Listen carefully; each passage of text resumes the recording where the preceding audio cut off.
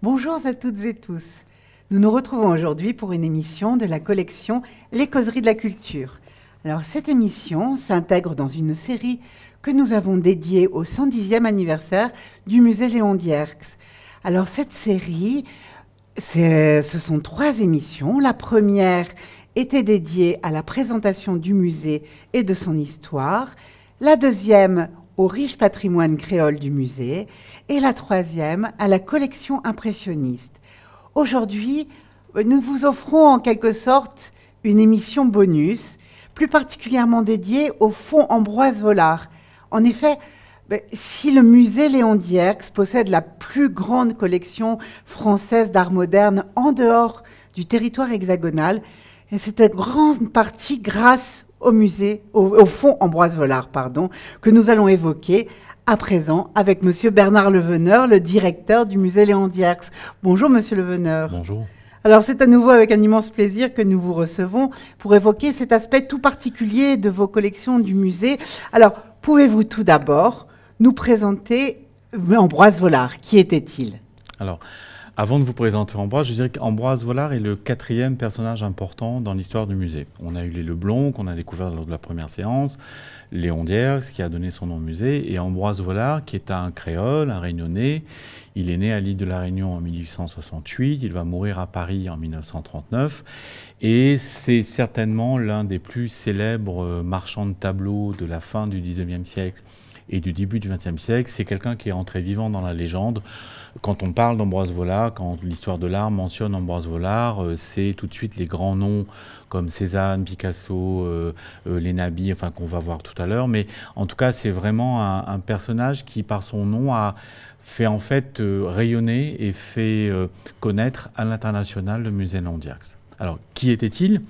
C'est un jeune créole qui est né à Saint-Denis, à l'île de la Réunion en 1868, où son père était notaire, en fait. Donc c'est un fils de notable dionysien qui va, bien sûr, qui vit dans le centre-ville de Saint-Denis. Donc il est très surveillé par une des tantes de sa mère, Noémie, très catholique, très religieuse. Donc là, vous avez à l'écran une photo de la cathédrale de Saint-Denis au milieu du XIXe siècle. Donc c'est un endroit que certainement Ambroise Vollard a dû bien connaître du fait de l'éducation très stricte qu'il a reçue d'une de ses tantes. L'un des seconds lieux qu'il va également bien connaître, c'est le lycée, dont on a ici une photographie à l'écran, donc le lycée colonial, qui est un bâtiment qui a été construit au début du XIXe siècle, et où il va suivre en fait une grande partie de sa formation supérieure en lettres, etc. Et surtout, c'est dans ce lieu qu'il va peut-être recevoir les rudiments d'une éducation artistique. Alors, certes, pas la plus avant-gardiste, mais c'est en tout cas dans ce lieu qu'il va connaître Louis-Antoine Roussin, qui est à l'époque l'artiste le plus célèbre, le plus connu de La Réunion, celui qui va faire l'album de La Réunion, qui va produire énormément de lithographies. Alors peut-être que le goût pour l'estampe que Vollard va avoir par la suite lui a peut-être été inculqué par ce personnage, mais en tout cas, Vollard a eu comme professeur de dessin cet artiste local très connu qui était à l'époque Antoine Roussin. Donc cette formation initiale passée, le jeune homme va quitter l'île de la Réunion à la fin des années 1880 pour aller poursuivre des études de droit à Montpellier, puisque son père est un notaire, donc j'imagine que son père lui a dit tu prendras ma succession et mon relais et reprendre l'étude du père. Donc en bon fils,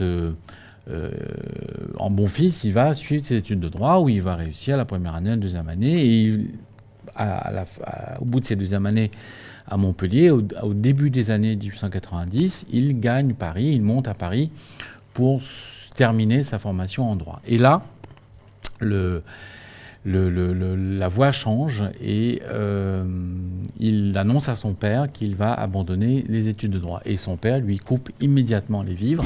Et donc, pour pouvoir vivre, en fait, Vollard va développer son goût et sa passion pour l'art, pour les artistes, et donc va débuter une carrière de marchand de tableaux.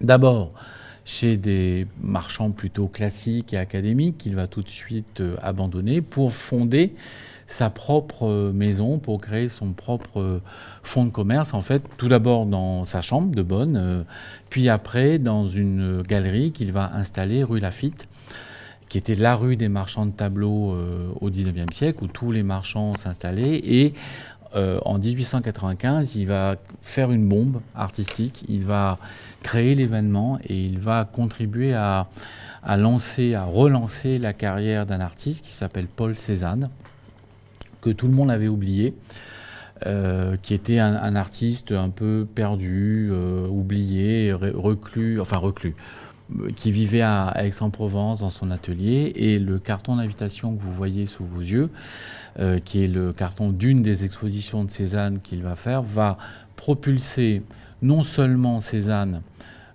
sur le devant de la scène, mais également Ambroise Vollard. C'est-à-dire que en faisant découvrir la production de Cézanne, qui fait partie du groupe des impressionnistes, mais qui s'en était détaché, qui avait développé sa propre production, sa propre touche, sa propre patte, en fait, et Cézanne, et tous les jeunes artistes de la fin du XIXe siècle, en découvrant Cézanne grâce à Vollard, et là je parle des artistes nabis, des post-impressionnistes, puis après de la génération qui va arriver au début du XXe siècle, va découvrir en fait quelque chose qui va être à l'origine finalement de l'art moderne et de l'art du XXe siècle. Et Vollard a tenu une place essentielle dans la redécouverte de l'œuvre de Cézanne, et on va dire à peu près 80% de la production de Cézanne est passée entre ses mains. Et ce qu'on disait, c'est que la légende fait que Vollard a acheté tout l'atelier de Cézanne, donc il a récupéré tout ça. Il a fait une exposition de briquet de broc, les châssis tenaient à peine, il a tendu les toiles sur les châssis. Il recevait ses clients très bougons dans sa galerie. En plus, comme Vollard souffrait d'une maladie du sommeil, donc en plus il était à moitié somnolent dans sa galerie. Donc on osait à peine franchir la porte de la galerie, mais en même temps, donc il a stocké. Et les toiles étaient empilées les unes devant les autres. On les voyait à peine, et on dit que Vollard a fait sa fortune en dormant parce qu'il a acheté beaucoup dans les années 1890 jusqu'en les années 1910.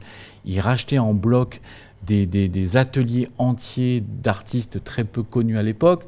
Je parle là de Pablo Picasso, je parle là de Cézanne, je parle d'un certain nombre d'artistes comme Valta, bref, des artistes émergents à l'époque, mais Vollard va racheter en bloc leur production et va attendre que les prix montent. Et les prix sont montés. Et il a fait fortune, on dit toujours que Vollard a fait fortune en dormant.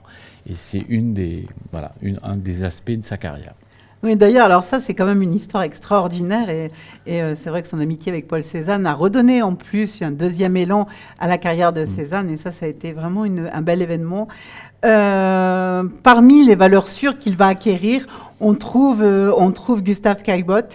Alors, avec cette toile. Effectivement, à la fin du XIXe siècle, les impressionnistes commencent à être cotés, commencent à être appréciés. Les collectionneurs cherchent à avoir des peintures impressionnistes. Alors, il faut savoir que les impressionnistes ont pris très longtemps avant de se faire connaître, avant d'être appréciés.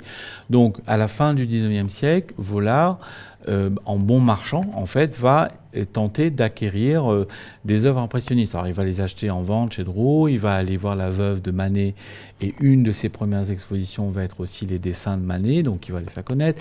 Il va racheter en bloc toutes les estampes de Marie Cassatt, par exemple, notamment qui sont aujourd'hui parmi les plus belles estampes impressionnistes qu'on puisse connaître.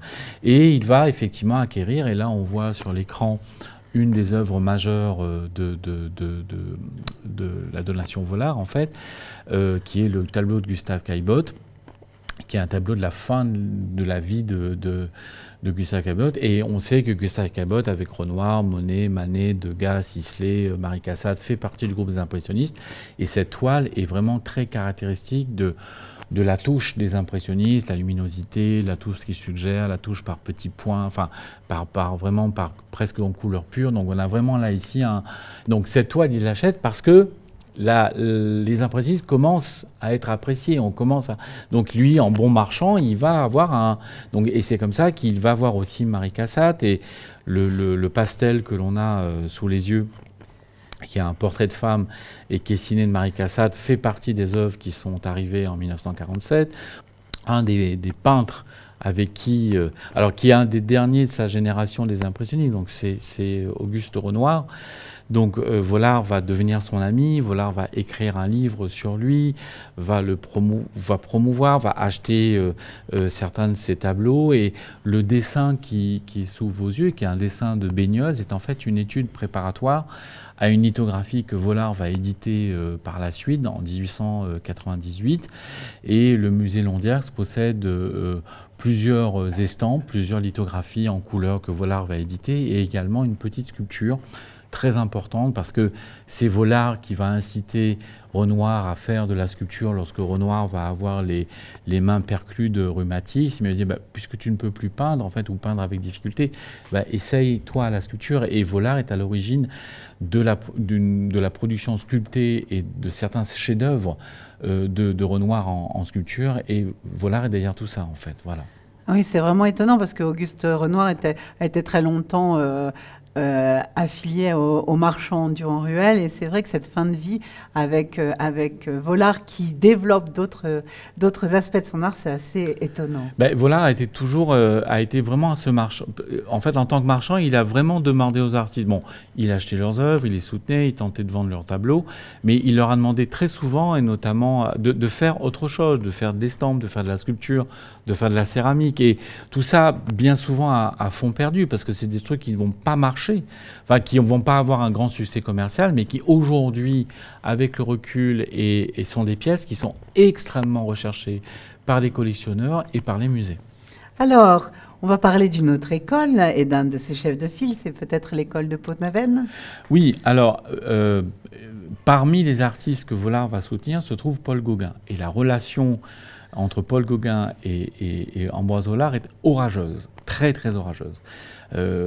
Gauguin accuse Vollard de le voler, mais en même temps, si Vollard n'avait pas été là tous les mois pour lui envoyer de l'argent à Tahiti, enfin, la relation marchand-artiste a été très compliquée. Mais en même temps, grâce au soutien de Vollard, Gauguin à Tahiti va pouvoir continuer à peindre et à produire parmi ses plus belles œuvres.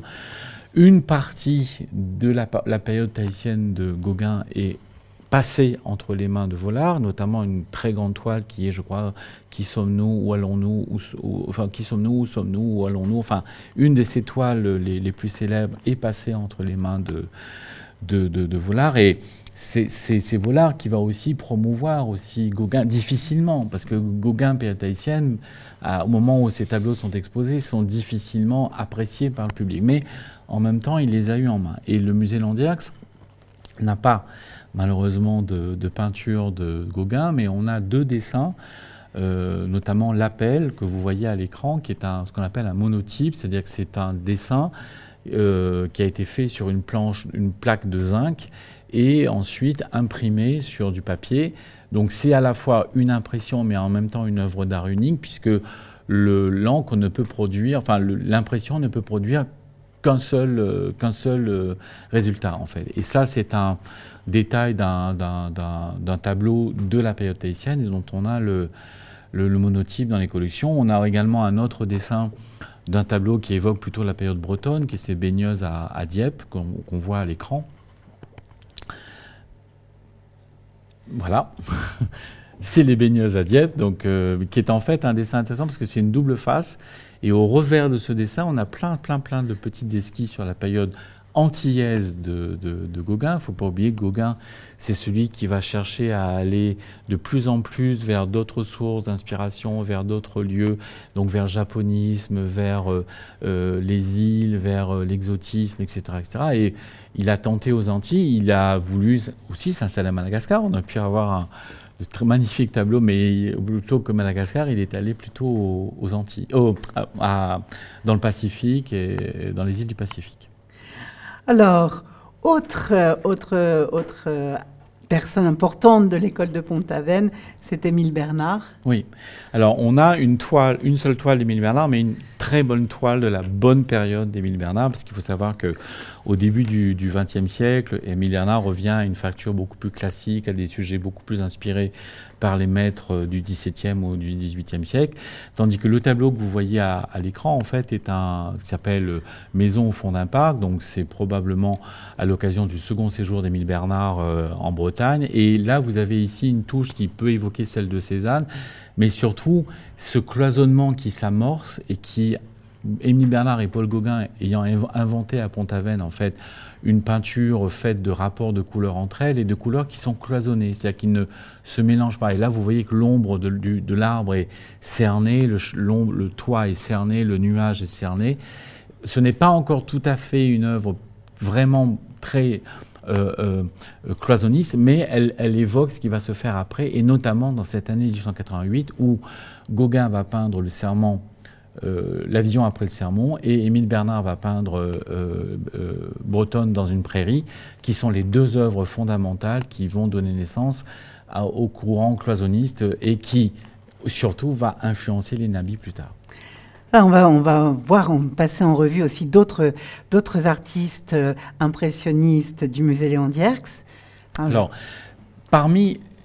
là, on vient de citer des grands noms très connus, c'est des peintres extrêmement célèbres et qui font aujourd'hui la gloire du musée Léon Dierks et d'autres musées consacrés à l'art du XIXe siècle. Mais voilà, c'est un marchand. Donc, dans les œuvres qui sont arrivées en 1947, alors on a oublié de dire que c'est son frère qui va donner au musée Léon Dierks en 1947, son frère s'appelait Lucien, va donner les œuvres au musée, et cette donation a été constituée parce que ce sont les Leblond qui sont allés choisir en fait les œuvres. Donc, parmi les œuvres qui arrivent, c'est aussi le fonds de commerce du marchand. Et le tableau qui est à l'écran, donc qui est un peintre peut-être moins connu, qui s'appelle Ernest Pontier de Chamaillard.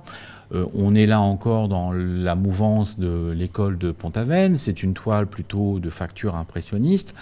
Il est beaucoup moins connu que Paul Gauguin ou Caillebotte ou des gens comme Émile Bernard, mais c'est aussi des œuvres qu'on lui demandait.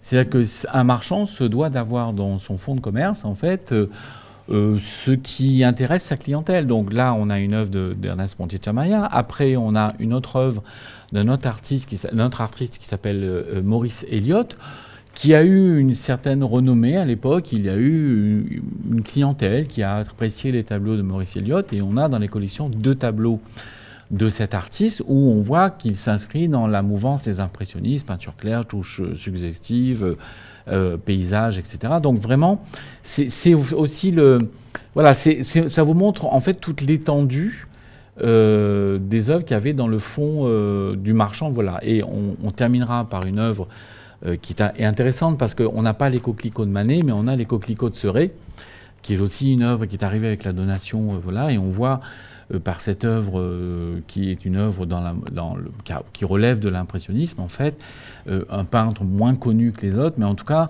à quel point Volard ne s'était pas cantonné au grand... Si, il s'est intéressé à ça, mais il s'est vraiment aussi intéressé à d'autres artistes de son époque, parce que la clientèle était là, et que si un client arrivait dans son galerie en demandant « je veux un tableau de Seurat, je veux un tableau de Maurice Elliott ou je veux un tableau de Pontier de Chamaillard », mais il devait avoir ça sous la main.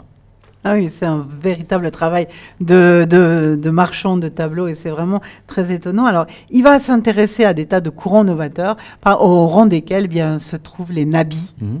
Alors, Volard va soutenir un jeune groupe d'artistes qui, dans les années 1890, marqué par Gauguin, par Émile Bernard, par le cloisonnisme, etc., va commencer à émerger. Et ce groupe s'appelle les nabis, qui veut dire les prophètes. Et chacun va avoir un nom. Il y aura le nabi japonard, je crois que c'était Bonnard qui était le nabi japonard. Enfin, chacun va avoir des surnoms, et ils vont ensemble produire une nouvelle façon de peindre qui va marquer en fait la fin du XIXe siècle, qui qui va faire émerger de plus en plus la couleur et le rapport de couleur entre elles. Et tout ça va en fait préfigurer aussi un autre courant artistique que Vollard va aussi partiellement soutenir, qui s'appelle les fauves, avec De Rhin, Vlaminck, etc., Matisse. Et ces nabis, en fait, on a dans la donation une œuvre majeure qui s'appelle Les Muses, qui est un tableau de Maurice Denis, qui est un petit tableau, qui est une esquisse, et où on a là résumé en fait tout l'art des nabis. Donc d'abord le cloisonnement des couleurs entre elles, la volonté de les souligner par des traits noirs, le fait de jouer sur les couleurs complémentaires entre elles. Donc vous voyez que l'horizon est marqué par cette complémentarité d'un rose et d'un vert pâle, mais qui marque l'horizon. Et cette peinture, ces couleurs extrêmement vives aussi, un rouge. Alors là, le rouge, il faut venir voir le tableau au musée parce qu'il est beaucoup plus vif qu'il ne l'est sur la reproduction à l'écran. Mais en tout cas, et surtout, ce qui est intéressant, c'est que en fait, Maurice Denis, qui était le plus spirituel, le plus religieux de la bande, ce tableau, il l'appelle Les Muses. Et quand on le voit à l'écran, en fait, les Muses, c'est une thématique antique. Alors, on peut s'imaginer de voir des femmes drapées à l'antique, avec des lyres, avec des colonnes grecques, etc., etc. En fait, lui, Maurice Denis, il va prendre sa femme, qu'il va dupliquer en 4 exemplaires au premier plan, avec des lignes courbes qui font passer à l'Art Nouveau, parce que là, on est en plein début de l'Art Nouveau. Il va aussi la multiplier. Alors, on sait qu'il y en a 9 des muses, mais là, il en a plus parce qu'il teste en fait les formes. Et en fait, il positionne des femmes dans un jardin, donc en l'occurrence le bois de Marronnier qui se trouve à Saint-Germain-en-Laye, là où il habite. Et il en fait une scène contemporaine, mais en se référant à l'Antiquité. Donc, c'est aussi tout ce jeu-là qui marque ce tableau. Et il faut savoir que le tableau définitif, dont l'esquisse est au musée Léon Dierx, se trouve au musée d'Orsay. Et voilà. Alors on a une particularité aussi, c'est qu'on a une autre version de ces muses en quelque sorte, avec le verso du tableau. Alors il faut savoir que là à l'écran, ce qu'on voit, c'est le revers du tableau des muses. C'est-à-dire qu'en fait, il a peint sur 2 côtés. Et là, on a l'esquisse pour un autre tableau célèbre de Maurice Denis qui s'appelle Régate à Perros-Guirec, qui est aussi au musée d'Orsay. Et voilà, c'était juste pour l'anecdote. Mais là aussi, vous voyez les grands aplats de noir, le fait d'avoir les couleurs posées les unes à côté des autres, la mer qui est complètement stylisée à l'arrière avec ses petits traits, ses volutes blanches. Enfin, c'est vraiment typique de l'art des nabis que l'on voit sur ce tableau de Maurice Denis.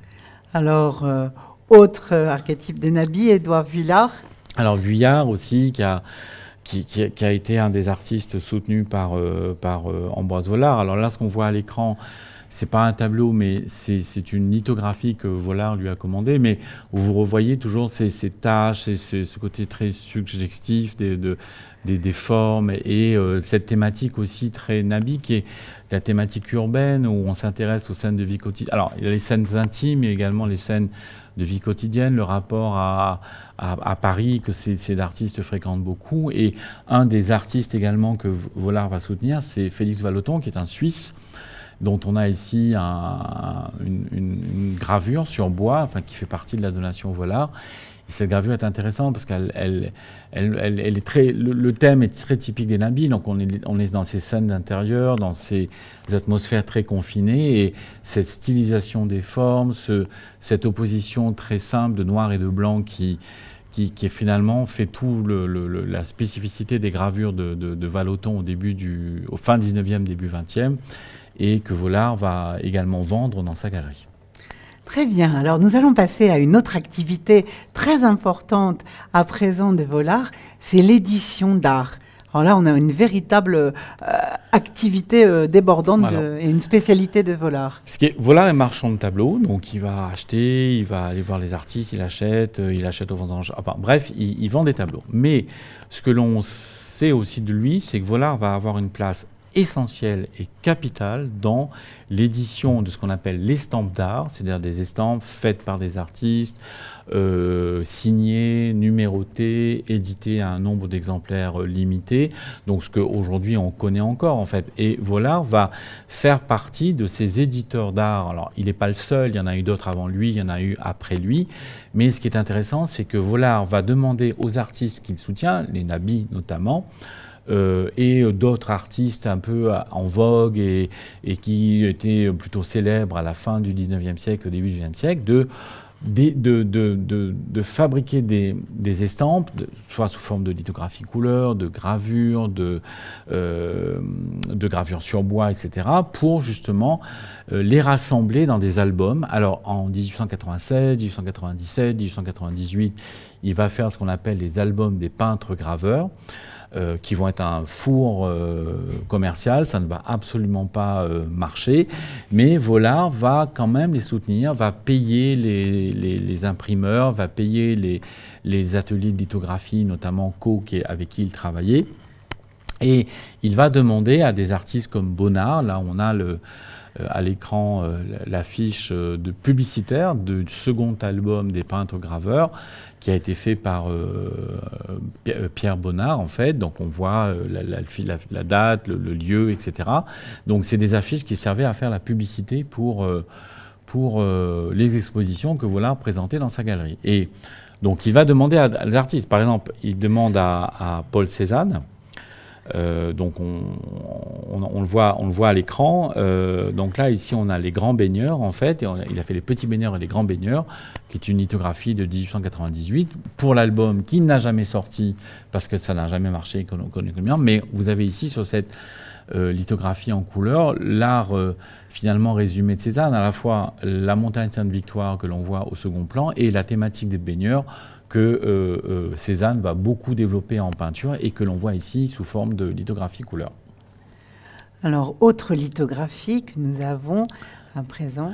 Alors ça, c'est une lithographie d'Armand Guillaumin, alors, qui a une tête d'enfant que l'on voit à l'écran, et c'est une lithographie en couleur où Guillaumin fait partie du groupe des impressionnistes. Il va faire 3 lithographies pour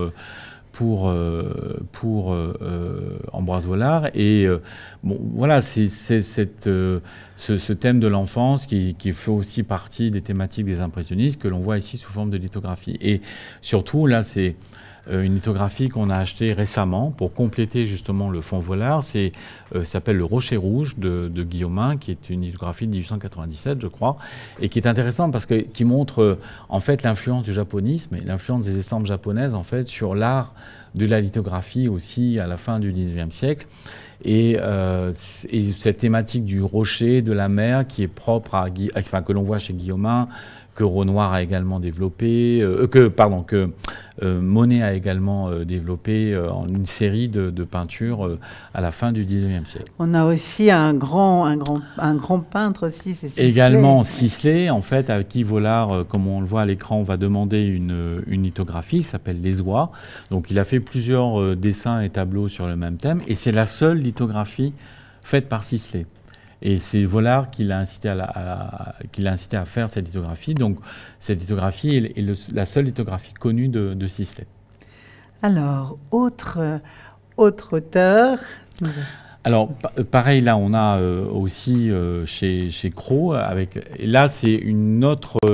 là, c'est le pointillisme. Donc, c'est Cros, Signac, Seurat. Donc, c'est ces peintres qui sont dans la seconde génération des impressionnistes et qui vont produire cette peinture par petites touches. Et Cros va, en fait, ici, reproduire un tableau qui s'appelle La Promenade, qu'il a conçu, et il va produire cette lithographie pour Roussin. Il faut savoir que Cros a fait 2 lithographies, une promenade sur les Champs-Élysées et cette lithographie qu'il va produire pour Vollard. Et on voit ici tout le pointillisme propre aux néo-impressionnistes de la fin du 19e siècle. Oui, c'est vraiment très intéressant parce que dans la collection du musée, dans le fond Vollard, on retrouve vraiment différents courants et c'est vraiment, passionnant. Et c'est une collection qui est très riche en estampes en fait. Oui. Il y a 158 œuvres qui arrivent en 1947.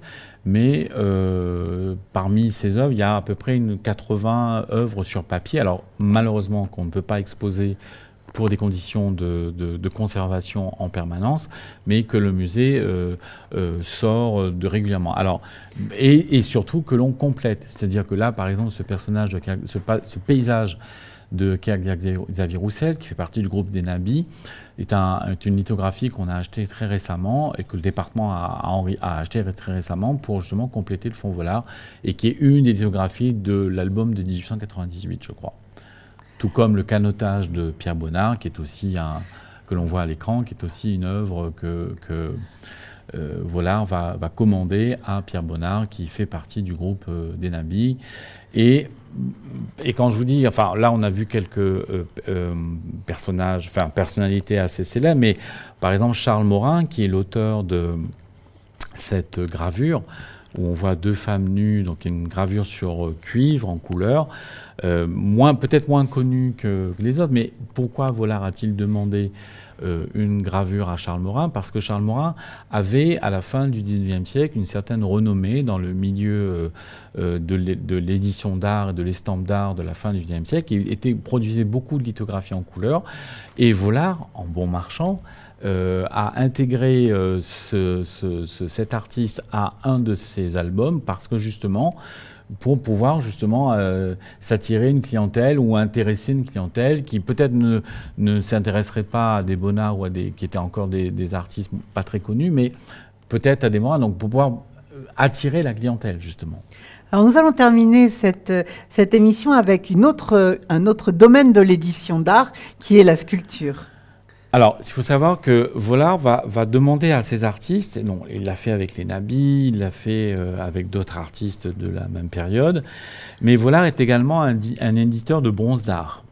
Alors, ça a commencé avec Renoir, la collaboration Renoir-Vollard s'est faite aussi sur l'édition, et donc de bronze, donc il va éditer plusieurs petits bronzes, des baigneuses, deux figures symboliques qui s'appellent l'eau et le feu, et le musée Landiax possède l'eau en petit format. Il va les faire en plusieurs formats, en grand format, en moyen format et en petit format. Enfin, donc il va s'intéresser à ça.